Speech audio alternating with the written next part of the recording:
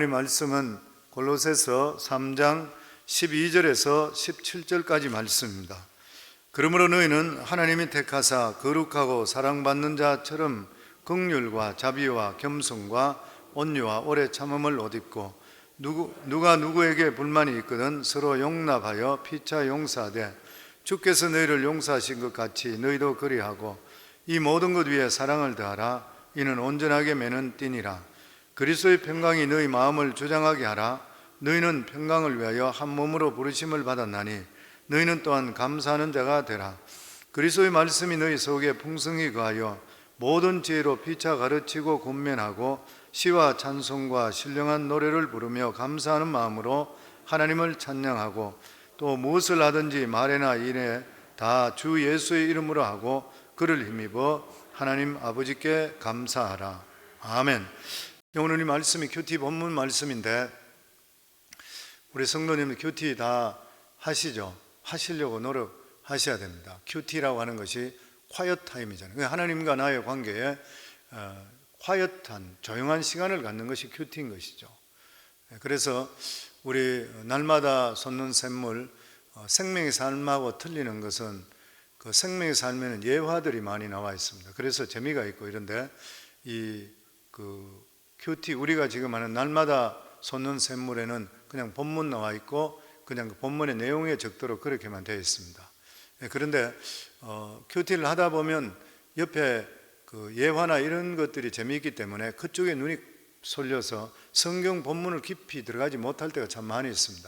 그래서 우리 교회에서도 이번에 날마다 솟는 샘물 그냥 심플한 성경 읽고 거기에 대해서 주제에 대해서 하나님 하시는 말씀에 대해서 이렇게 우리가 연구해보라 이렇게 드렸던 그러한 책입니다. 그렇기 때문에 우리 성도님들 끊임없이 계속적으로 큐티를 하시게 되면 6개월, 1년만 지나시더라도 영성이 정말 바뀝니다.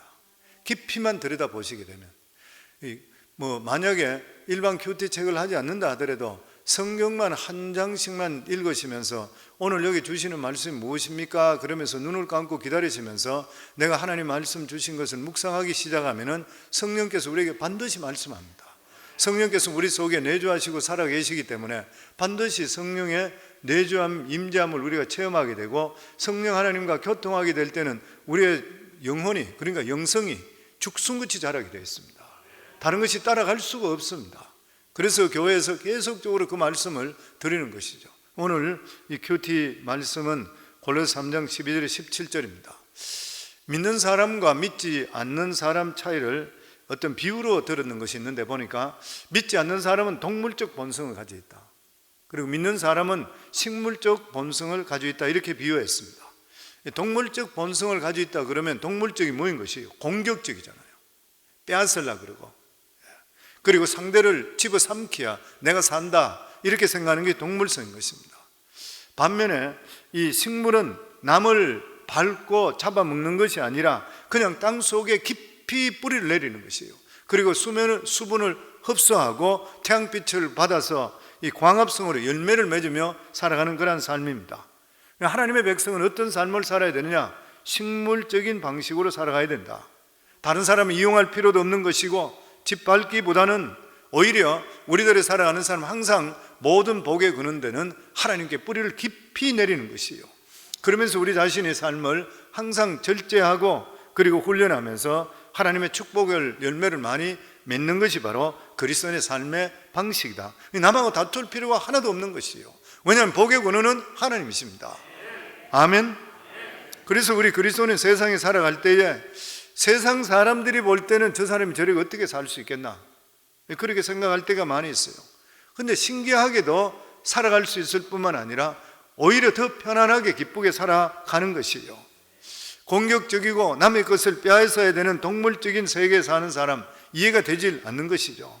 그러나 우리가 인생을 살아갈 때 아무리 공격적이고 남 것을 빼앗고 어떻게든지 저 사람을 만나서 내가 어드밴티지를 갖고 내가 좀 더 수입을 갖고 더 이익을 가질까 이렇게 한다 하더라도 하나님께서 복을 주시지 않으면 결코 행복하지 않습니다. 그래서 시편 기자는 그런 말을 했잖아요. 여호와께서 집을 세우지 아니하시면 세우는 자의 수고가 헛되며 여호와께서 성을 지키지 아니하시면 파수꾼의 깨어 있음이 헛되도다. 너희가 일찍 일어나고 늦게 누우며 수고의 떡을 먹음이 헛되도다. 그러므로 여호와께서 그 사랑하는 자에게 잠을 주시는도다. 우리가 예수 믿고 나서 일어나는 가장 큰 변화가 뭐냐면 하나님께서 나를 기억하시고 택해 주셨구나. 그리고 택함을 받았기 때문에 하나님으로부터 사랑을 받고 있구나. 이걸 우리가 깨닫게 되는 것이요. 우리 인생에 하나님께서 나를 사랑하시는 것을 깨닫는 것을 느끼는 순간부터 내 삶의 모든 문제, 모든 어려움, 모든 괴로움은 그냥 한순간에 없어집니다. 하나님께서 나를 사랑하고 계신다는 걸 믿을 때예요. 그래서 오늘 12절 말씀 우리 같이 한번 다시 읽습니다. 그러므로 너희는 하나님이 택하사 거룩하고 사랑받는 자처럼 긍휼과 자비와 겸손과 온유와 오래 참음을 못 잊고. 아이들이 밥만 먹고 자라는 것이 아니라 아이들은 부모의 사랑을 먹고 자라는 것이에요. 부모의 사랑을 듬뿍 받은 그러한 아이들은 자신의 존재의 의미를 깨닫게 됩니다. 그리고 건강한 자아상을 가지고 자라게 됩니다. 근데 만약에 부모에게 사랑을 받지 못하는 그러한 자녀, 가정적으로 항상 부부간에 싸우는데 자란 자녀, 아니면은 네가 왜 태어났냐 이러면서 학대받고 자라는 그러한 자녀, 자칫하면은 야생 동물같이 된다 그러죠. 상대편을 공격하게 되고, 그리고 파괴적이 되고, 성격이 사나워지고, 그리고 사회에 나가서도 아주 문제를 일으키는 그러한 경우가 많이 있다고 하는 것이요. 그래서 인간은 누구든지 간에 살아갈 때에 하나님의 사랑을 깨닫는 그 순간에 인격적인 변화가 따라옵니다. 그 예수 믿고 나면 변화된다, 그 말이 뭐냐면은 예수 믿게 되면 하나님의 사랑이 우리 속에 들어오기 때문에 내 인생에 반드시 변화의 삶이 내게 나타나게 되어 있는 것이요. 그리고 완전히 다른 사람으로 살아가게 됩니다. 우리가 너무나 잘 알고 있는 송명희 시인, 장인 시인이잖아요. 우리가 잘 알아요. 태어날 때 이 의사가 집게로 잘못 소뇌를 건드려서 그래서 뇌성마비로 태어났잖아요. 그 7살까지 누워서 꼼짝하지 못했다 그럽니다. 아버지는 폐결핵으로 폐병으로 일도 못하고 있고 집안이 엄청 어려운 가운데 있습니다. 애는 태어나서 7살까지 그러고 10살 정도 되었을 때 겨우 밥숟가락을 들었다 그래요. 그러니까 이 인생이 말로 할 수 없는 거잖아요. 비참한 인생인 것이고. 그러니까 청소년 시기에 들어오면서 끊임없이 자살을 계속 시도했다 그러죠. 그러다가 17살 때 될 때에 그래도 그 아마 믿는 가정이었었는가 봐요. 그러니까 자기가 나를 대간절 왜 하나님 태어나게 했습니까? 이것을 알고 나서 자기가 대답을 못 받으면 죽겠다 생각했다 그래요. 그래서 하루에 5시간 이상씩을 하나님께 그냥 계속 기도했다 그래요. 내가 왜 태어났습니까? 왜 나 같은 자가 이 세상에 태어나야 됩니까? 그러다가 17살 때 하나님께 그렇게 부르짖다가 성령을 받게 되죠. 그러면 하나님의 음성을 듣게 됩니다. 내가 너 속에 거하기 위해서 너를 이 세상에 태어나게 했다. 내가 너를 사랑한다. 이 말씀을 들으면서 이 완전 인생에 죽기로 작정했던 사람이 거기서 하나님의 사랑 깨닫고 완전히 변화되잖아요. 우리가 잘 알고 있듯이 그가 나라는 그런 시를 지었는데 이거는 오늘날 우리가 항상 알고 있는 그리고 부르는 노래예요. 나 가진 재물 없으나 나 남이 가진 지식 없으나 나 남에게 있는 건강이 있지 않으나 나 남이 없는 것 있으니 나 남이 못 본 것을 보았고 나 남이 듣지 못한 음성 들었고 나 남이 받지 못한 사랑 받았고 나 남이 모르는 것 깨달았네. 공평하신 하나님이 나 남이 가진 것이 없지만 공평하신 하나님이 나 남이 없는 것 같게 하셨네. 억센 절망 가운데서도 비로소 자기 자신이 뇌성마비 환자였지만 하나님께서 자기를 이 세상에 보내주셨다는 것을, 하나님께서 내 속에 거주하기 위해서 거처 삼기 위해서라는 것을 깨닫는 순간에 그 삶이 완전히 바뀌어버렸습니다. 하나님 거처되는 성령이 우리 속에 내주한다 그러면서 어떻게 원망하고 불평하며 살 수가 있느냐는 거예요. 하나님이 우리 속에 계시면 당연히 우리 속에 나타나는 것이 뭐냐면은 긍정적이게 되고 희망을 꿈꿀 수 있어요. 왜냐하면 하나님은 없는 것을 있게 하시는 하나님이시기 때문인 것이에요. 그래서 그 인생이 바뀌어버리는 것이잖아요. 그래서 우리가 이 세상에 살아갈 때에 하나님에 대해서 잘못 알고 있는 그런 태도가 있는데 그것이 뭐냐면 첫 번째가 율법적인 태도입니다. 인격적으로 하나님을 만나지 못한 상태에서 자기 힘으로서 하나님을 믿고 사랑하려고 하는 그러한 신앙, 율법적인 신앙인 것이죠. 이러한 사람은 어쨌든 간에 신앙이 높은 경지까지 올라가려고 굉장히 애를 씁니다. 기도도 많이 하고 성경도 많이 읽고 밤새도록 기도도 하는 것이요. 그런데 이상한 것은 기도하고 금식하는데도 불구하고 내 마음에 평강이 없는 것이요. 그리고 그 율법의 짐을 견디다 못해 쓰러집니다. 사도 바울의 고백과 마찬가지죠. 오라 나는 공고한 사람이라 이 사망의 몸에서 누가 나를 건져내라. 우리 주 예수 그리스도로 말미암아 하나님께 감사하는, 이 자기는 넘어질 수밖에 없고 견딜 수 없고 율법에서 헤매서 일어날 수 없는데 예수 그리스도를 만남을 통해 인생이 바뀌는 것이죠.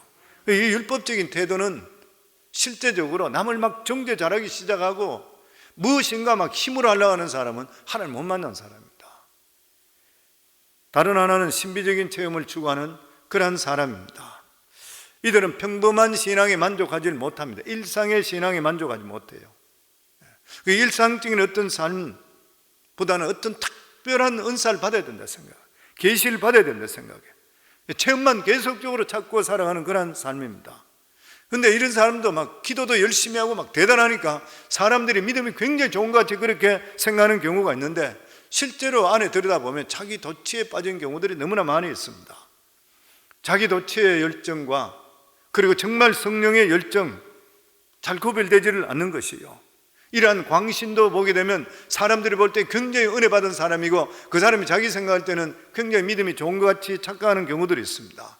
그런데 이런 사람을 구별하는 중요한 잣대가 뭐냐면 삶 속에 열매가 있는 것인가, 뿐만 아니라 다른 사람에 대해서 판단을 하는 것인가, 아니면 자기 자신이 겸손한 것인가 돌아보시면 알아요.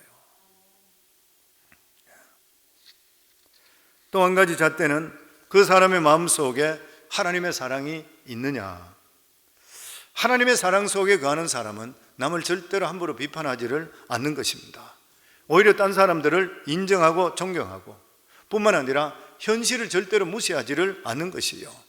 나에게 맡겨준 일에 대해서 열심을 다합니다.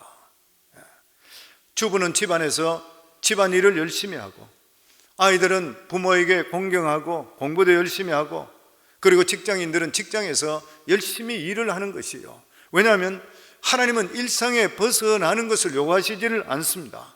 오히려 생활 가운데서 하나님과 교통하며 살기를 원하고 계시고, 우리의 육체도 주신 분이 하나님이시고 일상도 주신 분이 하나님이십니다.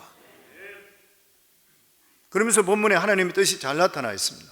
그러므로 너희는 하나님이 택하사 거룩하고 사랑하신 자처럼 행동하라. 우리는 하나님이 사랑하고 택하시고 구별된 자인 것이라. 그렇다면 너희들은 당연히 너희 삶 속에 사랑하는 자처럼 다른 사람을 사랑으로 대하는 이러한 삶을 살아가라.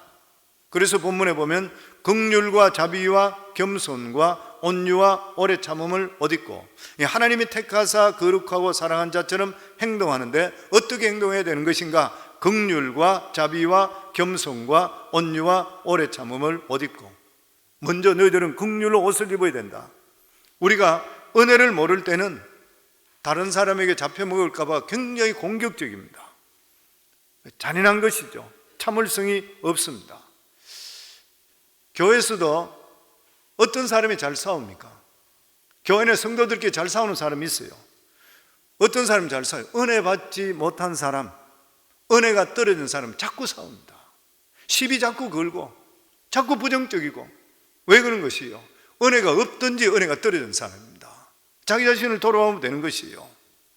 하나님의 사랑을 입은 사람은 남을 자꾸 긍휼하게 여기는 것이요, 남을 인색하게 대하지 않고 관용하는 정신인 것이죠. 그리고 나서 자비라 그랬습니다. 자비는 무엇입니까? 다른 사람에게 주고 싶은 마음이요.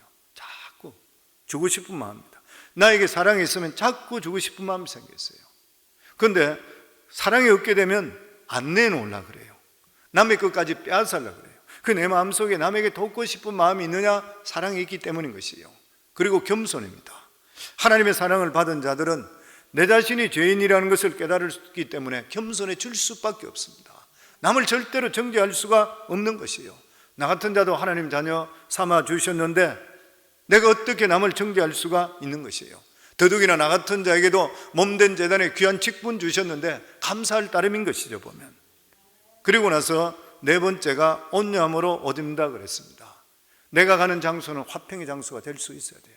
누구를 만나든 간에 내가 그 자리에 있으면 사람들이 살아날 수 있어야 되고 화평해질 수 있어야 돼요. 우리는 화평의 사신이잖아요. 그게 내 마음속에 온유함이 넘칠 수가 있어야 돼요. 그리고 마지막으로 오래 참음이라 그랬습니다. 상대편을 대할 때 오래 참아라 그랬잖아요. 나 같은 자가 구원해 주시고 지금까지 왔는데 하나님 얼마나 오래 참았어요. 사람들을 누구 볼 때 너무 조급할 필요가 없어요. 나도 이렇게 오래 걸려가 돌아왔는데 저 사람도 시간이 지나면 반드시 돌아온다. 시간이 다 필요한 것이라. 왜냐하면 사람은 결코 쉽게 변하지 않습니다. 우리는 진짜 잘 안 변해요. 보면은 정말 성령 받지 않고는 사람이 절대 헷가닥하지를 않는 것이에요. 보면. 그래서 여기 보면 옷을 입으라 이 말씀에 긍휼과 자비와 겸손과 온유와 오래 참음을 옷 입고, 이러한 여러 가지 덕목들은 자신들을 철저하게 에워살 수 있도록 나쁜 성질, 나쁜 모든 것들이 나오지 않도록 내가 둘러싸고 있으라, 옷을 입고 있으라. 우리가 믿음으로 살 때는 항상 나오는 것이 보면 긍휼과 자비와 겸손과 온유와 오래 참음이 내 삶 속에 나타날 수가 있어야 된다, 그렇게 말씀합니다. 그리고 13절입니다. 우리 같이 읽습니다.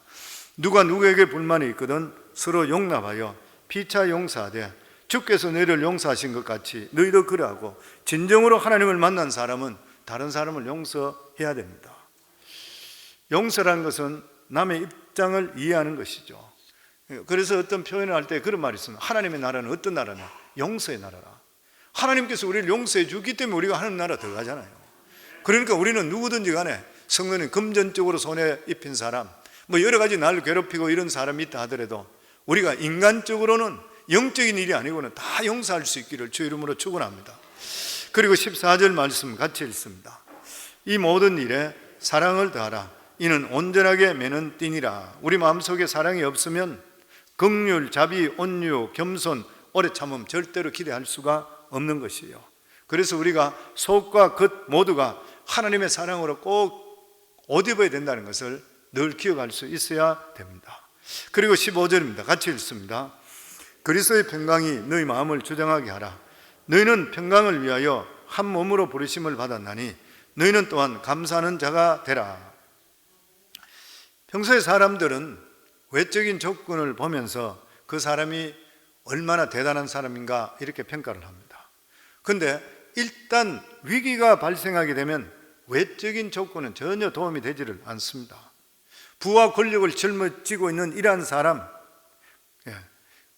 보통 때는 굉장히 여유로워 보이고 풍족해 보이는데 일단 위기를 당하게 되면 두려워 떨기는 똑같습니다. 차이 나는 게 하나도 없습니다. 그런데 하나님의 사람은 위기가 올 때 빛을 발휘하는 거예요. 세상 사람과 틀리는 것입니다. 왜 그런 것입니까? 우리에게는 믿음이 있잖아요. 우리는 믿는 데가 있어요. 어떤 어려움이 온다 하더라도 하나님께서 반드시 도와주실 것이고 하나님께서 반드시 우리를 비참하게 버리지 않을 것이라는 자신감이 있기 때문인 것이에요. 이게 믿음이잖아요. 그래서 우리 믿는 하나님의 백성들은 위기가 찾아올 때 더욱더 담대한 정신을 가져야 돼요. 그래서 성경에 보면 그리스도의 평강이 너희를 주장하게 하라. 하나님의 평강이 너희를 주장하게 하라. 무슨 말이에요? 그리스도의 평강이 모든 것을 지배하게 하라. 모든 불안, 두려움 내어 다 쫓아버리고 절대적으로 평안적인 그런 상태를 너희가 지키라. 믿음이 있으면 하나님께서 이 상태에서 나를 절대적으로 팽개치지 않으신다. 하나님께서 나를 사랑하고 계신다. 어떤 상황 속에서도 나를 지켜주실 것이고 위기에서 건져주실 것이라는 믿음을 우리가 가질 수 있어야 되는 것이에요. 이런 믿음이 있게 될 때는 어떤 위기가 오더라도 평강이 있습니다. 성도님 그런 믿음 있으세요? 합력의 선을 이루어줄 거 믿습니까? 그게 항상 우리 마음속에 저 자신도 개인적으로 좋아하는 말씀 중에 진짜 좋아하는 말씀이 로마서 8장 28절 말씀인데, 인생을 살다 보니까 우리가 믿음 안에 있게 되니까 결국 궁극적으로 하나님의 손을 들으셔야 돼요. 손을 대셔야 되는 거예요. 그러니까 하나님 어떤 분이에요? 좋으신 하나님, 사랑의 하나님. 우리 믿음에 있는 사람은 무슨 일이 당한다 하더라도 궁극적으로 합력의 선을 이루어주신다. 이걸 믿게 될 때 내 마음속에 컨피던스가 생기는 거예요. 어떤 어려움이 온다 하더라도 내 마음속에 하나님이 주시는 기쁨이 오게 되어 있는 것이에요. 이게 우리 믿는 사람들에게 굉장히 큰 재산입니다. 세상 사람과 비교할 수가 없는 것이요. 물론 우리가 하나님의 자녀라고 해도 세상에 살아가면서 불안이나 두려움이나 이런 것이 없을 수는 없는 일이겠죠. 그럼에도 불구하고 우리는 그리스도의 평강을 통해서 이 두려움을 이겨나갈 수가 있어야 되는 것입니다.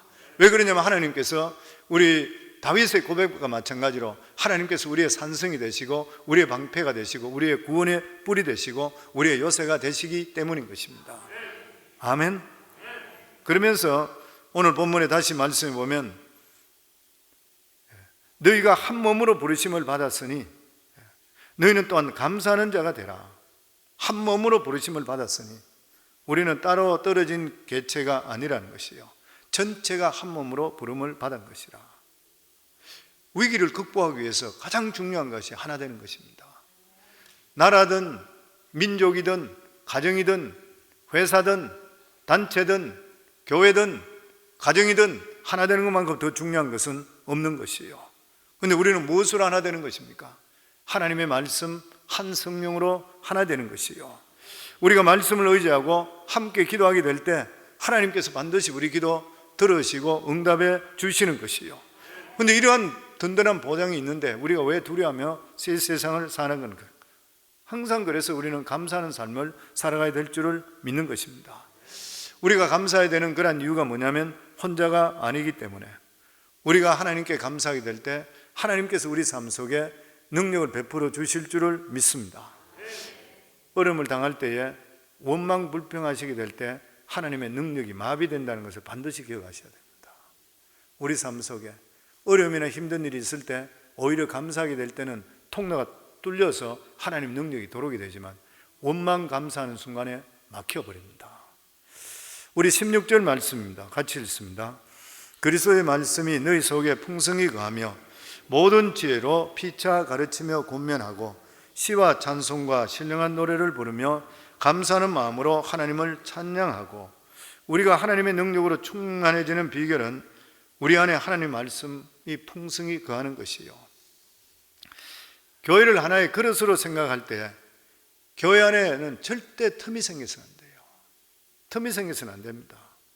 우리가 하나님 말씀으로 하나 되고 가득 채워지게 될 때에 하나님의 능력이 교회에 충만하게 임하게 되는 것이요, 교회 부흥도 일어나게 되는 것이고 기적도 일어날 뿐만 아니라 우리 삶 속의 기적도 체험하게 만들어 주시는 것이요.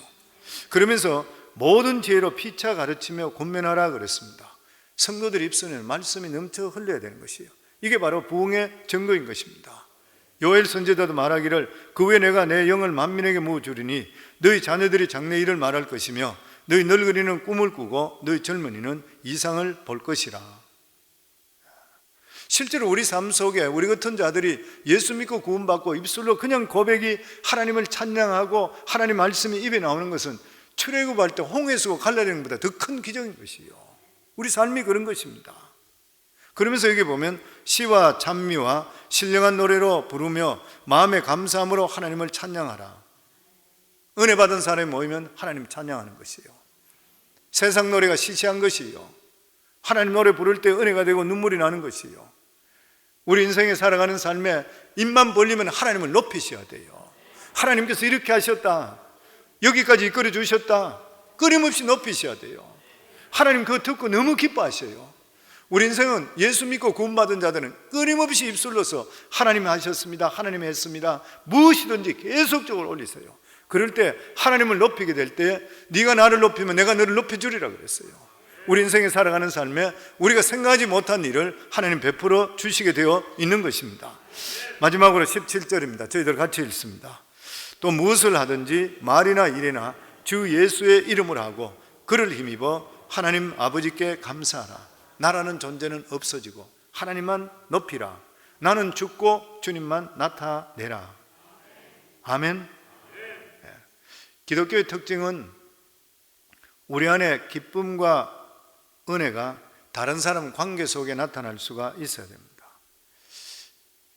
이 어떤 이단이나 극단적인 사상가처럼 우리가 예수를 믿는다 하는데도 불구하고 가족을 버리고 현실을 부정하는 일, 이러한 치우친 일을 절대 해서는 안 되는 것이요, 이 땅의 현실도 하나님께서 주시는 우리 삶의 일부분입니다. 그래서 믿음으로 살아가기 위해서는 항상 주위 사람 관계와 그리고 또한 가정과 주위 직장이나 이런 모든 관계들이 잘 어우러져야 되는 것이지, 거기서 떨쳐나가서 나 혼자만 어떻게 한다는 것은 독불장군이 될 뿐만 아니라 이단에 빠질 염려가 많다고 하는 것이요.